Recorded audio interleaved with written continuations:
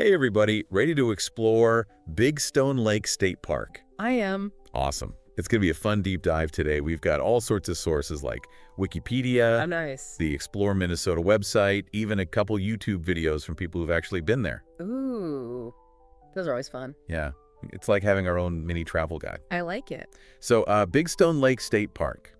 It's in western Minnesota, right? It is, yeah. Right on Big Stone Lake. And get this, that lake, headwaters of the Minnesota River. Wow. That's pretty cool. That's pretty significant, I think. It is, yeah.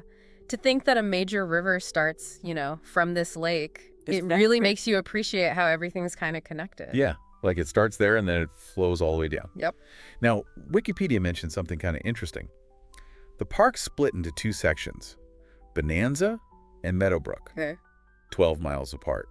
Logistically, I wonder how that works for visitors. Yeah. It's almost like two parks in one, right? Right. But you definitely need to plan accordingly. I mean, imagine exploring Bonanza, then having to drive all the way to Meadowbrook. You got to think about that. That's a good point. That is a good point. Yeah. And speaking of location, this is kind of cool. Big Stone Lake State Park. It actually faces South Dakota's Hartford Beach State Park. Oh, wow. Right across the lake. So you're literally, you could have a two-state park visit. Wow, that's neat. All right, let's get to the good stuff. What makes this park so special? All of our sources rave about the natural beauty. Yeah, and it sounds really peaceful, like almost untouched. The Explore Minnesota website, they describe these quiet sunsets over the lake. Oh, wow. I can just picture it. Just serene and beautiful. I love that. Yeah. And they also mentioned apple orchards, which I bet in the fall, oh my gosh, stunning. They talk about 3-mile hiking trail, too. Nice. Winding through those landscapes, perfect for adventure. Yeah. And let's not forget the wildlife, right? Oh, yeah. Wikipedia mentions all kinds of birds. Yeah, there's a ton. Meadowlarks, sedge wrens, wild turkeys. Yeah. Even bobolinks and thrashers. It's got to be a birdwatcher's paradise. It sounds like it. And you know what? The YouTube videos, they bring it all to life. One even mentions an abundance of frogs. Oh, really? So many, you got to watch where you step. That's funny. Yeah. But it makes you realize how everything plays a role, even the little guys. Yeah, that's true. Okay, we got to talk about the fun stuff too. Yeah. One of the videos mentions canoe and kayak rentals. Oh, fun. Right. Seems like the perfect way to explore that lake, maybe even get a closer look at those pelicans another video mentioned. That's a great idea. Now, no Minnesota State Park experience is complete without fishing, am I right? You're right. Explore Minnesota highlights excellent walleye fishing. Nice. So definitely a draw for anglers. And one of the YouTube videos by Sickman Outdoors, Okay. they point out that there's a dedicated area for cleaning fish. Oh, that's handy. It's those little details that make a difference. And for folks who want to spend a night or two, immersed in that beauty, Explore Minnesota mentions semi-modern camping with facilities. So you're not completely roughing it. Right. It's a good balance, I think. They also mentioned a swimming beach, a boat launch, all that good stuff. It sounds pretty awesome. Now, here's something kind of interesting. None of our sources really mention anything about community involvement or, even the park's history. Huh.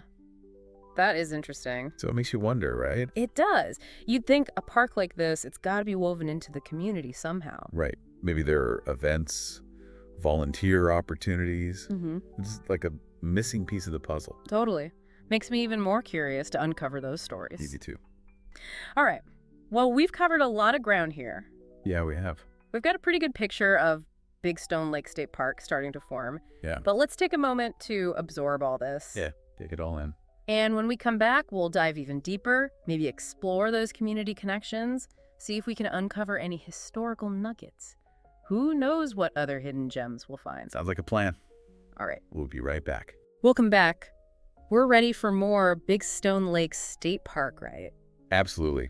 I feel like we're really starting to get a sense of this place. Yeah, it is really cool how even without that specific info on community involvement, you can kind of still speculate on, how important this park is to the people living nearby. Right. Like it's more than just trees and trails and all that. Yeah. It's got to be a place where people, connect with nature and maybe each other. For sure. If you think about it, you've got a park with all this amazing scenery, tons of wildlife, activities for everyone. Yeah. It's bound to bring people together, right? Makes sense. Yeah. And you know what?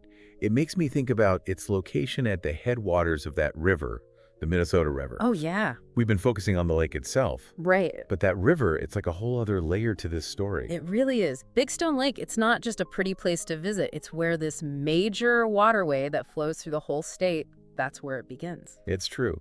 It adds a whole new level of appreciation, don't you think? Makes you realize how vital it is to protect this whole ecosystem. What happens up there at those headwaters, it impacts everything downstream. Yeah, everything from the water quality to the wildlife. It all connects. And that brings us back to community, right? To protect a place like this, it takes everyone working together. It does. Makes you wonder if there are local groups, volunteers, dedicated to taking care of the park and the river. Oh, I bet there are. Yeah. Even if there isn't a big organized group, I'm sure there are people who really care, who pick up trash or just, tell others about how important it is to protect it. Absolutely. It's a good reminder that being a good steward, it comes in all forms. Yeah. Okay, I have to admit, I'm a little curious about something. Our sources didn't really talk about the park's history. Yeah. And I'm sure there's got to be some fascinating stories there. Right. I mean, Wikipedia does mention it was established in 1961. Okay. So we're right in the middle of when people were starting to really appreciate being outdoors and all that. Right. Makes you think about what it was like before it became a park. Yeah. Like, who were the people who made it happen? What was their vision for it? Those are great questions. It would be cool to dig into the old records, maybe talk to people who've lived in the area for a long time. Yeah, get those firsthand accounts. Exactly. See, even with all the info we do have, there's still so much more to uncover. So true. It's amazing. And, speaking of history, it makes me think about those two sections of the park again. Bonanza and Meadowbrook. Okay. 12 miles apart. That's a pretty big distance. Do you think there's some historical reason for that? That's interesting. It is possible they were used for totally different things before becoming part of the park. Like what? Maybe one was farmland and the other was, for recreation or something. Yeah, that would explain why they feel so different. Yeah, it's like getting two completely different experiences in one park. And that kind of makes it even better, wouldn't you say? I think so. It's like you said before, two parks for the price of one. Exactly. It's all coming together now. We've got the beautiful scenery, all those things to do, the potential for, community involvement, and now this whole historical aspect. Yeah, we've got a pretty good picture. It makes me want to go there even more now. Me too. But before we do, I think it's time for a break. Yeah, let's take a minute. Give everyone a chance to process all this awesome information. And when we come back, we'll wrap up our deep dive. We'll share some final thoughts and a question to get you thinking about Big Stone Lake State Park in a whole new way. Sounds great. All right, we're back. Time for some final thoughts on Big Stone Lake State Park. It's amazing how much we've learned about this place just from these few sources we have. Seriously. And it makes me think, about how much more there is out there to discover. For sure. It's really just the tip of the iceberg. Exactly. And speaking of discoveries, I keep coming back to that whole headwaters thing. Oh yeah, the Minnesota River starting right there at the lake. Yeah, it's more than just a fun fact. Yeah. It shows how connected everything is. It does. Everything that happens at Big Stone Lake, it impacts everything downstream. It's a chain reaction. Totally. And it really highlights how important it is for us to protect these places. Yeah, it does. Yeah. Even those small things we do, they can add up and make a difference. Like being mindful of what we buy, supporting conservation efforts. Exactly. It's all about realizing that we're part of this bigger picture. We are. So as we wrap up our deep dive today, Mm-hmm. I want to leave our listeners with a question. Ooh, I like it. Okay, so picture this. Okay. You're standing on the shore of Big Stone Lake. The sun's coming up over the water. Beautiful. You know that this is where the Minnesota River begins its journey. Wow.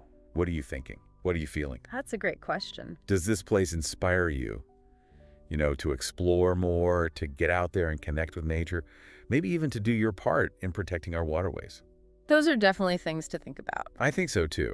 Yeah. Because exploring, it's not just about traveling to far-off places. It's about appreciating what's right in front of us, right in our own backyards. And maybe even learning a little bit about ourselves along the way. That's a good point. Well, I think it's time to say goodbye to Big Stone Lake State Park, at least for now. For now. But I have a feeling we'll be back. Hate to. Until then, keep exploring, everyone.